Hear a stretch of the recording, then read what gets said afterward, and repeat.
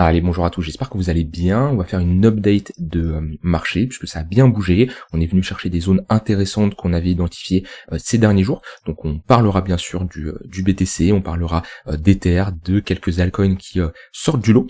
On parlera du marché US. Donc voilà un brief, hein. Comme d'habitude, on continue cette discipline d'analyser le marché tous les jours, de voir si on a des setups qui s'enclenchent. Et le but, hein, le dimanche, souvent, je vous partage mes plans de la semaine. Et après, quand on a ces plans qui sont prêts, on a juste à attendre. Et souvent, le trading, c'est ça, c'est patienter et exécuter son ordre. Bah, ça a été le cas ici. Vous voyez, quand je vous avais fait l'update, c'était dimanche, on était à peu près, on était dans cette zone-là, et je vous ai dit, moi j'ai deux zones que je surveille pour avoir une réaction acheteuse, la première 66 600$, et la deuxième, si on va plus bas, 64 500$. On a été chercher cette zone-là, qu'on a encore revu hier, je vous ai refait une update sur ce plan, que je surveillais, et on voit qu'on a été, une première fois, on y était à 2h du matin, je n'ai pas pris de position parce que je dors, je ne trade pas la nuit, par contre je suis rentré en matinée là, 11-12h, lorsqu'on est revenu pullback vers les 66 800, 700$, j'ai un prix moyen d'achat à ce niveau-là, parce que c'est ce que je voulais, on l'avait vu dimanche, on l'a revu hier, tout simplement déterminer une zone de localisation. Ici j'avais une très bonne confluence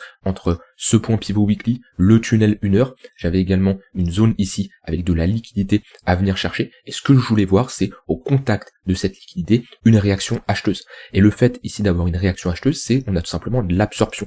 On a ici des sell stop qui ont été enclenchés, tout simplement des stop loss de position longue, et le fait d'avoir déclenché ces sell stop, on a une pression baissière, parce qu'on a tout simplement des sell market qui s'exécutent, et automatiquement, en face, on a une contrepartie. Si on n'a pas de contrepartie, le prix va baisser jusqu'à trouver une contrepartie. Cette contrepartie, je l'ai eu ici, ça me montre que j'ai une réaction acheteuse, j'ai ici un setup qui s'enclenche pour me positionner. Donc comme je l'ai dit, je me suis positionné vers les 66 800$, donc avec une zone d'invalidation qui est sous cette zone-là, parce que si on y va, je ne vais pas holder une position, parce que pour moi, la prochaine target, elle est ici, donc je préfère couper, limiter les pertes, c'est ce que je vous enseigne, c'est ce que je vous apprends toujours, on laisse courir les gains pour aller chercher des targets plus hauts, par contre, on coupe rapidement les pertes, et s'il faut reprendre une position plus bas, et ben je rentrerai ici, avec le même principe, une zone où je chercherai des achats avec une invalidation plus basse. Donc pour le moment, on a un rebond qui est assez intéressant. Maintenant, on est toujours dans cette compression entre le tunnel 1 heure et le tunnel 15 minutes. Donc on voit bien que on a cross ce tunnel 15 minutes qui faisait office de support. On retourne le chercher. Pour le moment, on a une réaction qui est plutôt vendeuse. Donc sur les unités de temps moyen long terme, je reste bullish. Sur du 15 minutes, on est plutôt baissier, voire dans un range. En tout cas, on a le tunnel 15 minutes qui fait toujours office de résistance. Et un signal qui sera très intéressant, c'est si on repasse au-dessus de ce tunnel 15 minutes. Donc là, ça m'étonnerait pas de consolider, d'être dans une phase de compression. Pour moi, on a plus de chances d'avoir une réaction acheteuse dans cette zone-là. Surtout, on le voit bien ici en 1 heure. On a des mèches, on voit que déjà, pour moi, shorter le marché ici, chercher des shorts, c'est compliqué, hein. Franchement, là, on est dans un niveau de support avec une tendance de fond qui est haussière, 4 heures daily qui est haussier. Il n'y a aucun setup qui s'enclenche ici pour prendre des shorts. Donc, je cherche déjà des achats. Maintenant, oui, sur l'intraday, quelqu'un qui a cherché des shorts sur les extrémités hautes, notamment lors du pullback dans le tunnel 15 minutes, on le verra mieux ici.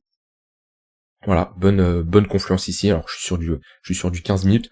Il y a de quoi prendre un short. Je ne l'ai pas pris moi spécialement, mais quelqu'un qui avait ces conditions qui étaient réunies pour prendre ce short là, c'est possible. Et c'est même possible d'avoir un long moyen terme sur le bas, comme on a identifié ici, hein, vers les 66 800$, et également d'avoir un short sur l'intraday. On peut avoir ici comme ça plusieurs setups.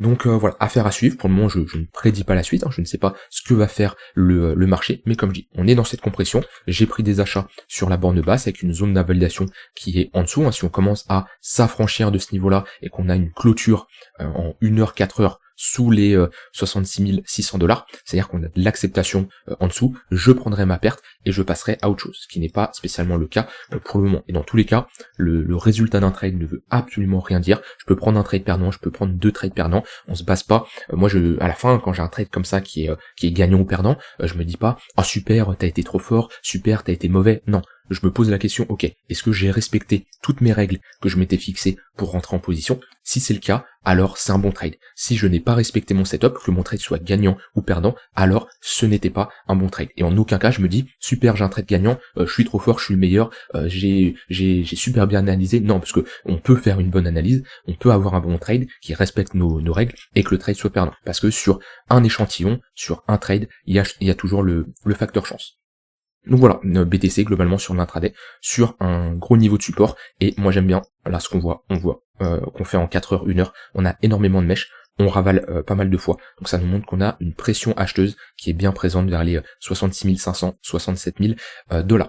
Maintenant, si on regagne le tunnel 15 minutes, l'objectif c'est d'aller faire ici un nouveau sommet, c'est de repartir dans une dynamique qui est haussière, et potentiellement, déjà, on peut être dans un range, c'est-à-dire que là on voit qu'on était dans une dynamique haussière, hop, dynamique haussière, et on revient chercher un précédent creux. Donc rien ne nous empêche de revenir chercher ce sommet-là.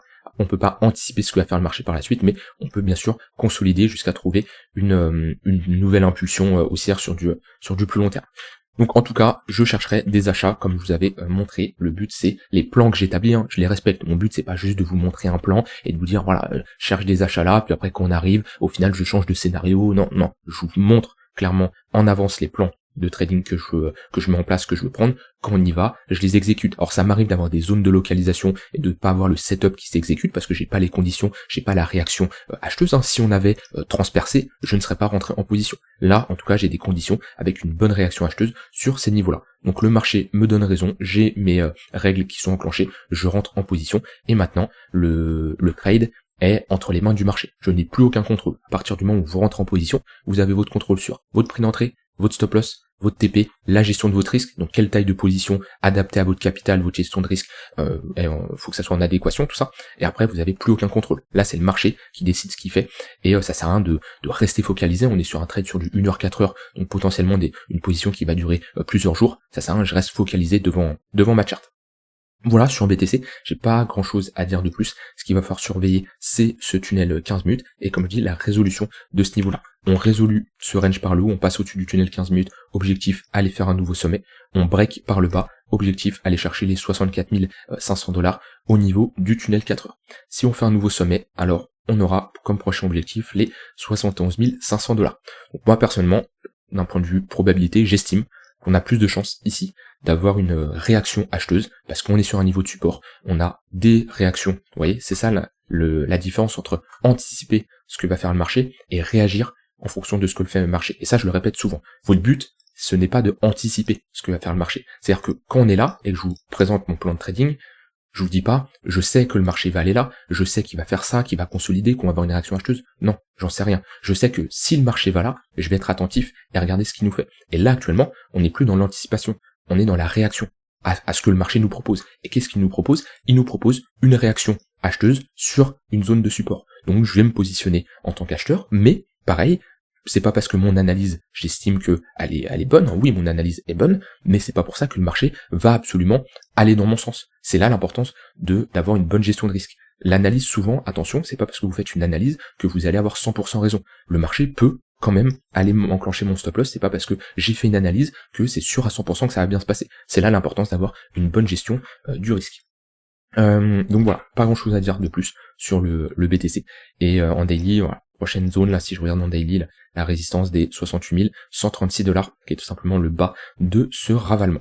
Voilà, ça c'est pour BTC. Au niveau de l'order flow, on reste là pour le moment sur un open interest qui est assez stable, funding qui augmente pas spécialement. Je voulais vous parler des spreads, vous voyez, c'est hier je vous en avais parlé, on avait des spreads positifs, mais j'attendais la clôture, et voilà, on voit qu'on a clôturé en dessous, on reste sur des spreads qui sont négatifs, donc pas d'affolement, et dans tous les cas, même si on a des spreads qui reviennent positifs, on peut y rester pas mal de temps avant de se dire que ça y est, on est dans une grosse phase d'euphorie, que le marché va se retourner, etc., etc. Hier on avait des spreads fortement positifs, peut-être parce qu'on avait pas mal de volatilité, mais on a clôturé en dessous du niveau des zéros, donc rien d'alarmant.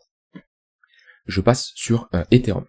Ethereum un peu plus baissier que le BTC. On avait déterminé, hop, je vais enlever ça. On avait déterminé ce niveau de support, qu'il ne fallait pas le réintégrer. On l'a réintégré et on n'a pas eu de réaction acheteuse. On voit bien, on va chercher ce niveau et on le transperce, on repasse pas au-dessus, on flippe ce niveau de support en résistance, donc j'ai pas eu de setup d'achat. Et le fait de réintégrer un range, pour le moment on a des chances quand même d'aller chercher l'extrémité basse. Donc moins convaincu sur Ether que le BTC, même si pareil, on est dans le tunnel 1 heure, Pour le moment, Ether a un momentum plus important, et sur la paire ETH-BTC, on voit que on corrige. De toute façon, sur cette paire ETH-BTC, on se fait toujours rejeter dans le tunnel 4 heures. Hop, je vais pas masquer ça. Tac. Voilà, je me mets en daily, on voit bien que on se fait toujours rejeter dans le tunnel 4 heures, qui fait office de résistance depuis un moment, et jusqu'à preuve du contraire, BTC est plus fort que Ether. Donc, si je dois trader un actif, je vais toujours me concentrer sur l'actif le plus fort, celui qui a plus de chances de performer. Ici, c'est le cas de BTC. Si Ether break son tunnel 4 heures, qui propose des patterns de retournement, bah là, potentiellement, Ether sera plus intéressant que le BTC. Ce qui n'est pas le cas actuellement, et c'est pour ça que depuis des semaines, voire même des mois, je trade très peu Ether, à part quelques setups sur l'intraday, quand j'ai mes conditions qui sont enclenchées, mais sinon, c'est assez rare. Et là, même sur Ether, le fait d'avoir cette déviation, réintégration, techniquement, Ether est corrélé au BTC, donc on peut avoir quelque chose qui techniquement peut se passer, mais vu que BTC peut prendre la main et être haussier, ça va influencer Ether, mais avoir ce genre de pattern, prise de liquidité, réintégration, c'est souvent une zone pour revenir chercher l'extrémité basse et revenir chercher les 2300 $. Quand vous avez comme ça un range, prise de liquidité, réintégration, on va très souvent chercher le milieu de range, s'il tient pas, ensuite la borne basse. Maintenant, comme je dis, Ether est corrélé au BTC, donc même si on a comme ça une réintégration, si le BTC décide de pump, il y a de grandes chances que Ether suive. Dans tous les cas, j'ai pas de setup de short qui s'enclenche sur Ether, moi de mon côté.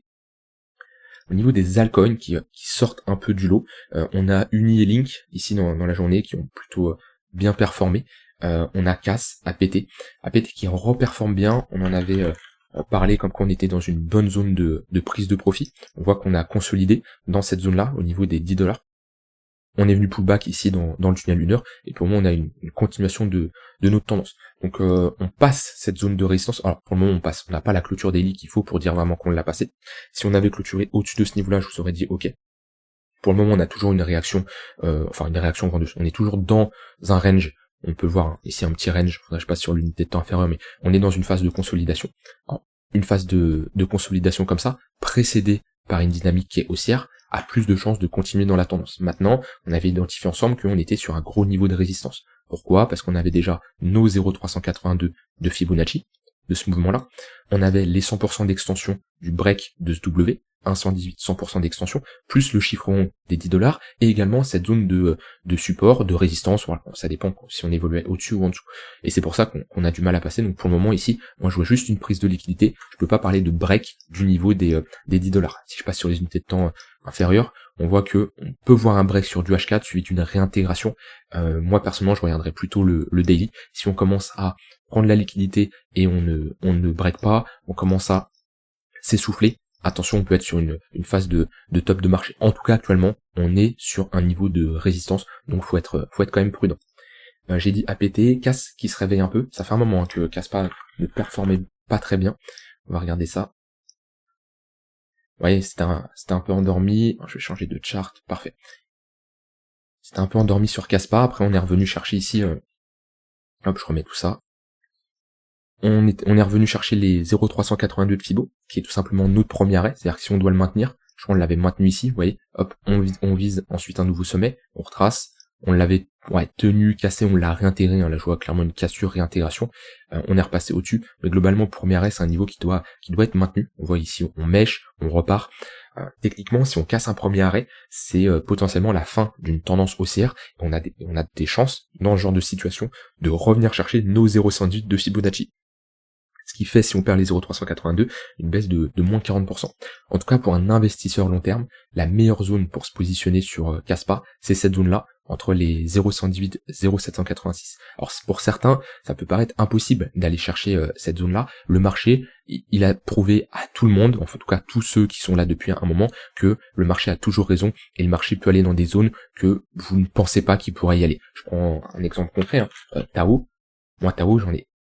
Alors, on va prendre cette charte, j'en ai énormément parlé, comme quoi je voulais me positionner, mais j'ai toujours dit, impossible, je me place dans ma zone de rechargement long terme entre les 0,118 et 0,786. C'est-à-dire quand on était là, j'avais dit, ok, je trace ma zone de rechargement, tant qu'on revient pas dedans, je ne me positionne pas. On a fait un nouveau sommet, j'ai vu un Tao faire un x2, x3 devant mes yeux, alors j'aurais pu rentrer en position, pas de souci. Je prends mon Fibo, je le trace, zone de rechargement, et là ensuite je me suis positionné. Et quand j'en parlais ici, comme quoi c'était le pire moment pour se positionner, que le seul endroit où je pourrais me positionner, c'était sur les 200 $, 250 $, qu'il fallait du coup avoir un moins 65%, moins 70%, les gens me prenaient pour un fou. Et comme je dis, j'ai jamais anticipé que Tao allait revenir là. J'ai juste tracé mon Fibo, je me suis dit, je ne sais pas si tu vas revenir là, mais si tu reviens, je serai là pour être un acheteur. C'est le cas par exemple de Axelar. Alors là, Osmosis, Axelar, parfait.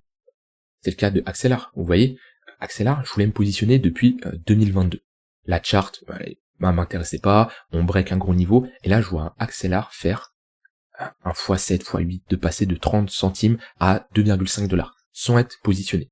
Et là pareil, je fais la même chose, je prends mon Fibo, point le plus bas, point le plus haut, et je dis ok très bien. Axelar, ça ne m'intéresse pas tant qu'on revient pas à minima dans la zone de rechargement, entre les 0,118 et 0,786, parce que c'est une zone qui m'intéresse moi personnellement pour me positionner, voire plus bas, 0,886. Et là pareil, quand je disais ça, quand on était sur des pommes comme ça, fallait faire un moins 60%, voire un moins 80%, pareil, quand tu dis ça en vidéo que tout le monde est bullish, que le prix a fait x8, les gens te croient pas. Et pourtant on y a été, Axelar j'en ai accumulé ici, j'ai des prix d'entrée, je suis pour le moment légèrement négatif, mais je suis rentré ici. Pareil, qu'on a une autre pattern de retournement, ce qui me fait un prix moyen globalement vers là, à peu près, non, un peu plus haut. Je crois que je dois être actuellement à break-even sur Axelar. Je suis rentré en 2 fois ici, et au moment où j'ai un peu plus renforcé, lorsqu'on a eu cette pattern de retournement en W. Et voilà, le but c'est toujours, vous aurez jamais le point bas parfait, d'accord? Peut-être vous l'aurez quelques fois, mais c'est surtout de la chance. Votre but c'est pas spécialement de le choper, votre but c'est éviter de rentrer quand on a ce genre de phase où le marché fait une parabole là, totalement verticale, c'est le pire endroit pour se positionner. Vous tracez vos Fibo, vous rentrez dans des zones à minima, zones de rechargement long terme pour les altcoins à forte capitalisation et de préférence pour les altcoins à plus faible capitalisation parce qu'ils prennent plus cher, 0,786, 0,886, et là vous avez des bonnes entrées sur le long terme. Sinon, il n'y a pas spécialement des altcoins qui sortent du lot. Alors je parle ici dans le top market cap pour spécialement faire de la continuation de tendance. Ça serait bien d'avoir, en général, je préfère une altcoin qui se démarque bien, qui pumpe bien, pour ensuite l'accompagner. Ce qui n'est pas spécialement le cas ici. Voilà, j'ai pas grand chose à dire de plus, on va regarder rapidement le S&P, mais globalement, il reste dans une dynamique haussière, globale. Alors on est dans un range sur du court terme, mais sa tendance de fond reste haussière. On voit qu'on a une charte qui est un peu, j'ai envie de dire, similaire que le BTC, où on est dans le tunnel d'une heure, on a le 15 minutes qui fait office de compression, office de résistance, mais globalement, on est dans un range précédé par une dynamique haussière, plus de chances d'avoir une résolution par le haut. Si on résolue par le haut, on peut mettre des extensions de Fibo, et ça nous donnerait une target entre les 1,58, 100% d'extension, donc 5975, 6000 $, qui est la prochaine target si on résolue ce range par le haut. Et sinon, je sais plus si on avait vu les targets ensemble. Hop.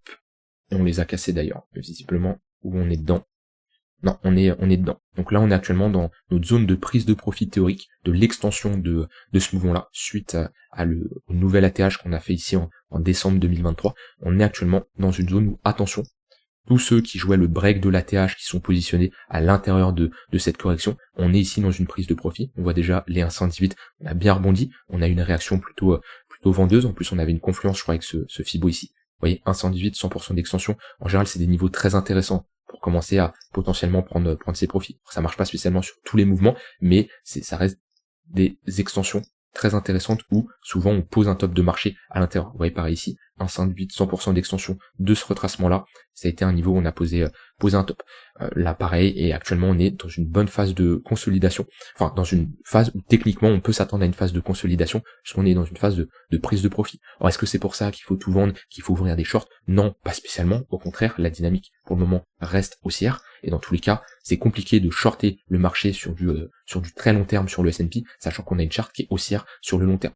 Donc voilà, et si vous cherchez des achats sur du long terme, personnellement, vaut mieux attendre des pullbacks, tunnel daily, tunnel 3 jours. C'est sûr que c'est des pullbacks qui arrivent rarement. On voit que dans une dynamique haussière, on l'a ici une fois ici, voilà, quelques fois, mais en général, c'est des bons points d'entrée. Dites-vous, si on fait un moins 10%, c'est des bons points d'entrée.